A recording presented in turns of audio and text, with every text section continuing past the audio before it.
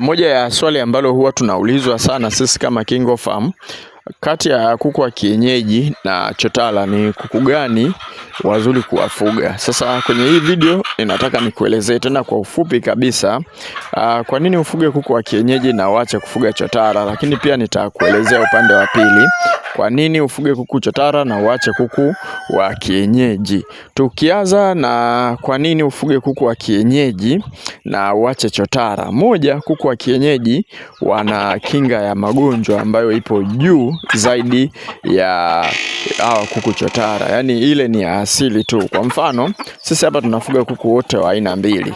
Muda mwingine inaweza ikatokea kwa kuta chotara wanaumwa hata mafua, wanaumwa sana, mafua yanawasumbua sana, lakini kuku wa kienyeji hawaumwi kabisa, yani hawaonyeshi dalili zozote zile. Kwa hiyo unakuta chotara wanakufa, kuku wa kienyeji hawafi. Hicho kitu sisi tumekiona hapa shambani kwetu. Kwa hiyo endapo utafuga kuku wa kienyeji utanufaika sana na hiki kitu. Kuku wako watakuwa hawaumwi sana. Hicho ni kitu cha kwanza. Lakini kitu cha pili, kuku wa kienyeji hawali sana, yani hawatumii sana bajeti kubwa sana ya chakula, kwa sababu ni kuku ambao hata kama utatengeneza chakula utawawekea pale, hawatoishia tu kula kile chakula ambacho umekiweka pale. Wao ni kuku fulani ambao wanapenda sana kutafuta kuliko kuwekewa. Kwa hiyo unaweza ukatengeneza chakula ukawawekea kwenye makopo, wakala kidogo wakaondoka, wakaenda kushika wadudu pamoja na kuchakua. Kwa hiyo ni kuku ambao utatumia bajeti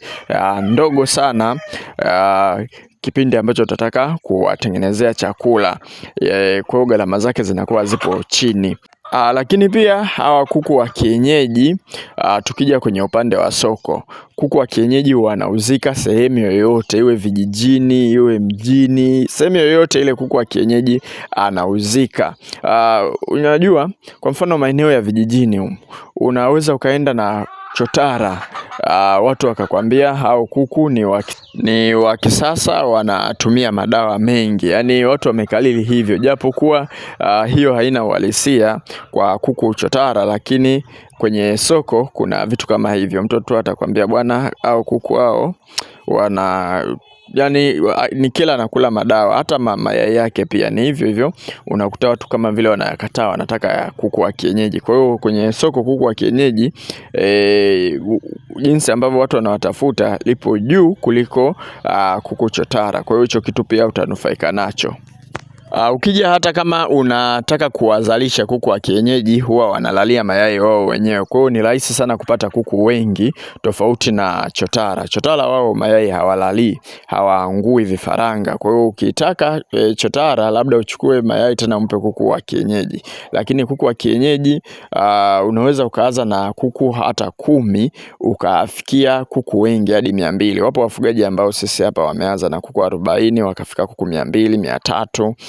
Sisi pia huwa tunafanya hivyo. Tunaanza na kuku wachache, tunakuja kupata kuku wengi. Hichi kitu ni unaweza ukakifanya kwa kuku wa kienyeji kwa sababu wanalalia mayai. Kwa chotara huwezi ukafanya hivyo kwa sababu hawalali mayai. Labda ufanyeje?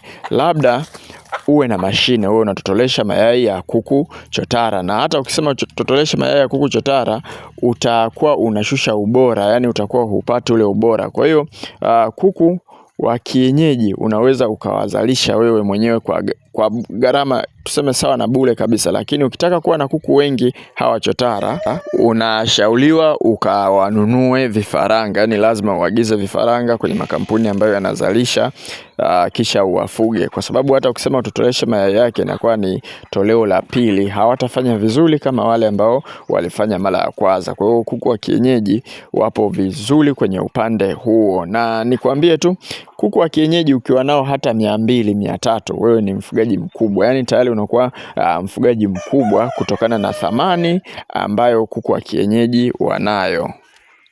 Unaweza ukaongezea hapo kwenye comment kama kuna kitu nimesahau kuhusiana na kuku wa kienyeji.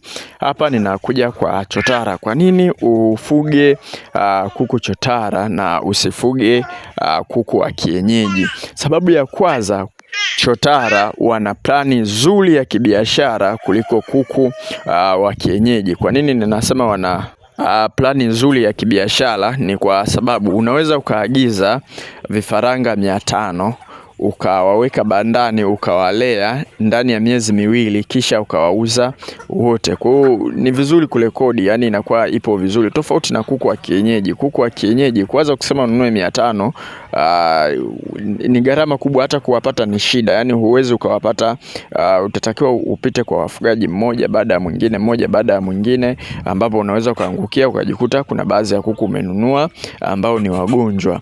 Kwa hiyo yani unashindwa kupangilia vizuri kibiashara kuku wa kienyeji. Tofauti na chotara. Chotara unaweza ukawaingiza ukaweka labda 3 yako, ukaja kuuza ukapata 4 ukaona kabisa umepata pale faida 1 lakini pia sambamba na hii ni kwamba muda.